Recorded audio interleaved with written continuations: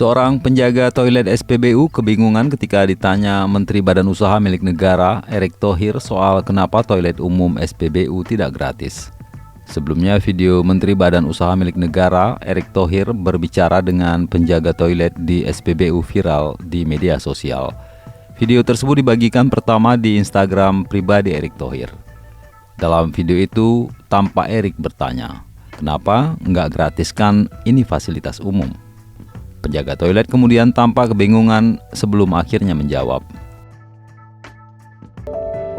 Pom bensin swasta, terus sama yang punya dikontrak. Kalau yang mau pakai bayar 2.000, kalau ini kencing mandi 4.000 untuk perawatan. Kenapa nggak gratis? Ini fasilitas umum. Saya kurang tahu soalnya saya cuma kerja. Yang punya siapa? Bapak Agus. Bapak Agus. Ya udah, nanti ditelepon Pak Agus kenapa toilet aja mesti bayar, kan padahal udah bisnis bensin, iya nggak? Kepada Direksi Pertamina, saya mengharapkan fasilitas umum seperti ini harusnya gratis.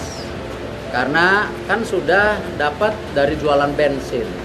Udah gitu ada juga toko kelontong. Jadi masyarakat mestinya ya mendapatkan fasilitas tambahan.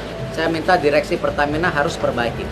Dan saya minta nanti seluruh kerjasama dengan pom-pom bensin swasta yang di bawah Pertamina juga toiletnya nggak boleh bayar, harus gratis. Dalam video itu, ia kemudian meminta PT Pertamina Persero memperbaiki layanan fasilitas toilet di SPBU-SPBU yang berada di bawah perusahaan tersebut. Ia mengatakan fasilitas toilet harusnya tidak berbayar. Pernyataan Erick tersebut merespon ramainya pembicaraan masyarakat beberapa waktu terakhir tentang pungutan sebesar Rp2.000 di toilet SPBU.